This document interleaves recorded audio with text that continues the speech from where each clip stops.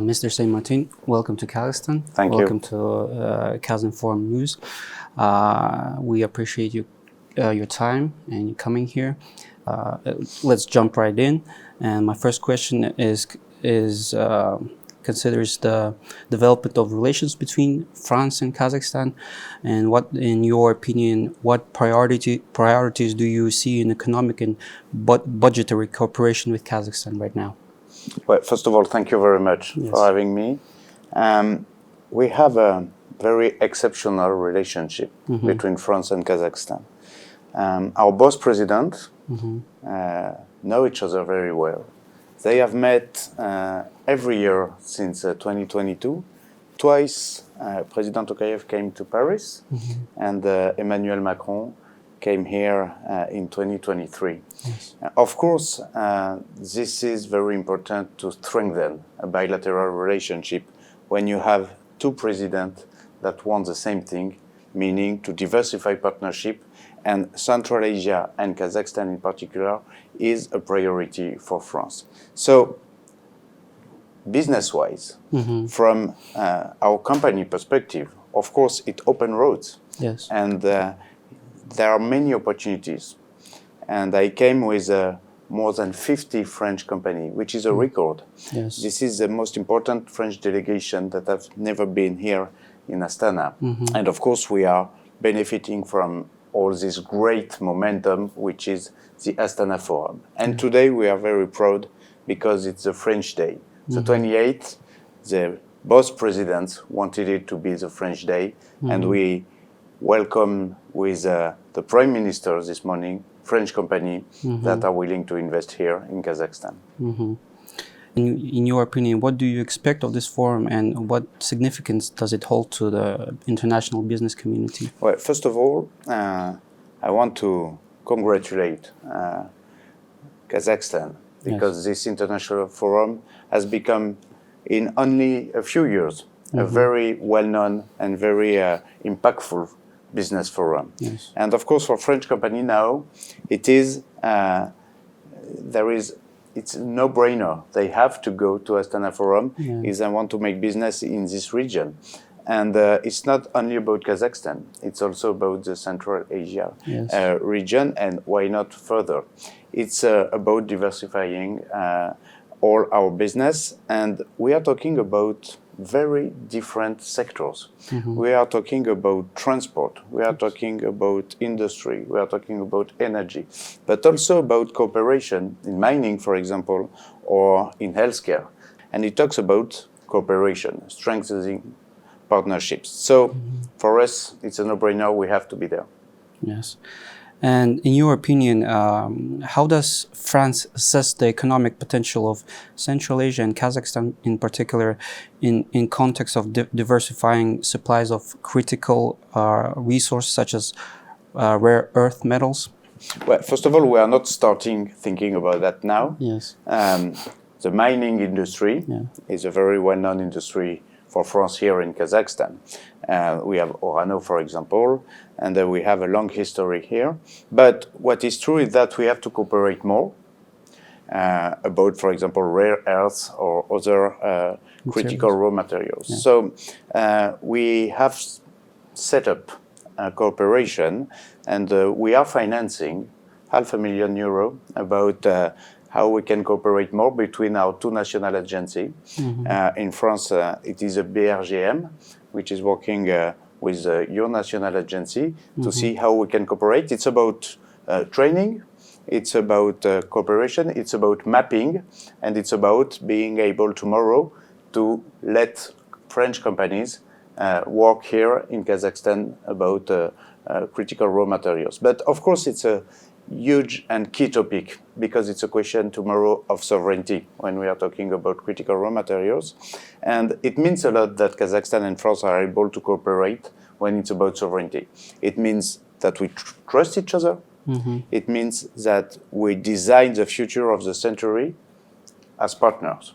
So it's not only business, it's also geostrategy. And talking about the French companies actively opening here in Kazakhstan, how actively does the French government support its businesses in Kazakhstan?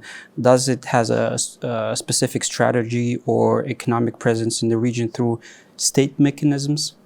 Well, we do what we call economic diplomacy. My job as a Minister for Foreign Trade is to be the head of the business delegation, is to make them enter the market thanks to contact we can have with ministers, of course, but also with other business people and key people. We do that with our own business organization, which is MEDEF International, and we do that with a whole team, public and private, which is called the Team France Export. We have some public agencies, such as Business France, but also the Chamber of Commerce and Industry here in Kazakhstan. It is all together representing both interest, Kazakh interest and French interest, that we can foster export and investment in Kazakhstan, because both are important. It's about how we can export more products. For example, maybe you know Danone products, it's from France, but also when you have a Total that is investing in Kazakhstan, it means that we can do both, exporting and investing. And given the global competition for resources, is France planning to revise its budgetary priorities in their areas of sustainable development and green energy? France and Europe are not giving up about environmental ambition. First, because we have values and we stick with our values, but also because we want to share it and we want to make it an advantage. When it's about investment, it's important to know that when you invest in Europe, for example, you invest where environmental norms and law are the most ambitious. And when it's about questioning and wondering if we have to choose between growth and environment, we say both are possible together.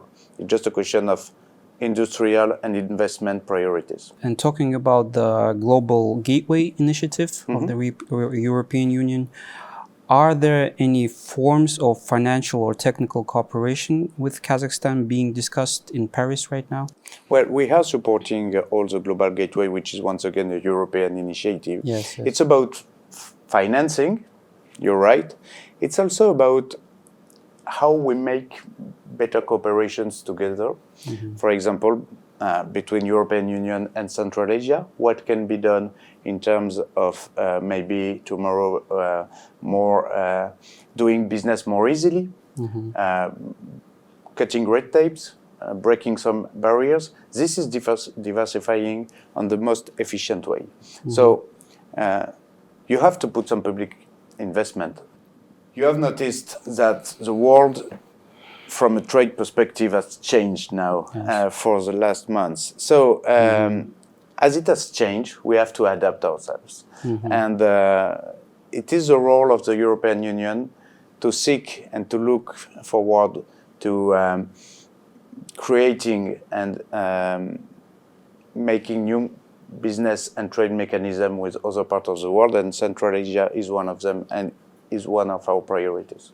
And the current global geopolitical situation is challenging, as you said. And how does France manage to strike a balance between social support and the need to reduce the deficit under strict budgetary constraints? Well, we have to do both. We have to stick with our ambition in terms of budget, meaning reduce public deficit. But we also have to do all the efforts that are possible to create growth. At the end of the day, what is most important is how you create GDP growth, how you create value, how you create job, because this will be the first answer to the former issue, which was public deficit. So the geopolitical situation now, once again, changed the priorities. The former obvious market for Europe, which was the United States, which was in a way China, depending on which sector you're talking about, we have to change our mindset. We have to diversify our partnership. And once again, a country with such a great GDP growth potential, with the third of its population that is young, meaning it's a country for tomorrow. We have to get closer. It's not about choosing between budget and between business. The more you do business, the more you create value, the more you create GDP growth, the more you resolve your public deficit issue. And what's in your opinion is the strategy with this new tariffs imposed by the Trump administration? What do you think are the prospects of that?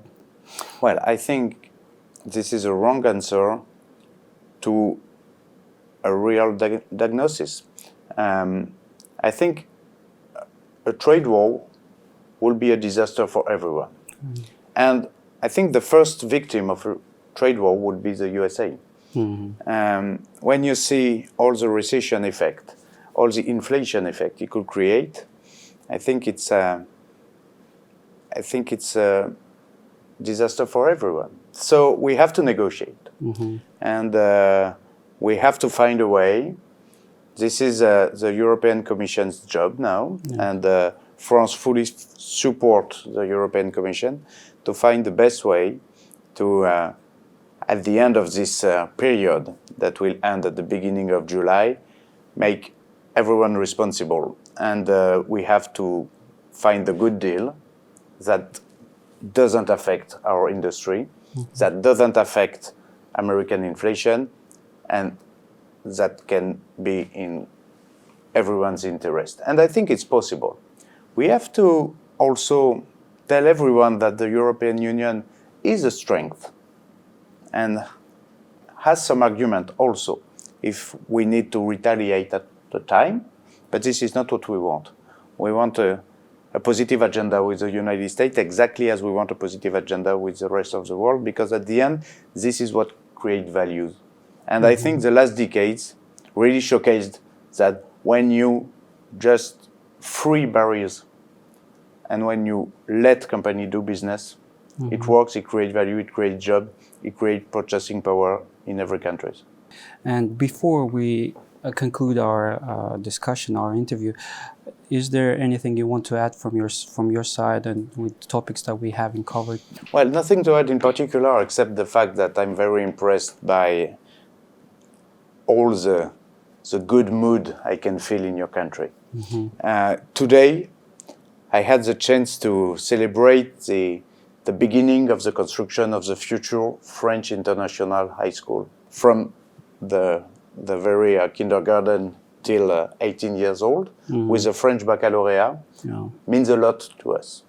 And this is maybe the best demonstration we can have of our deeper friendship and the fact that we want to write the future together. So this is what I wanted to add. All right. Thank you very much for your time, and good luck in your future work. Thank you.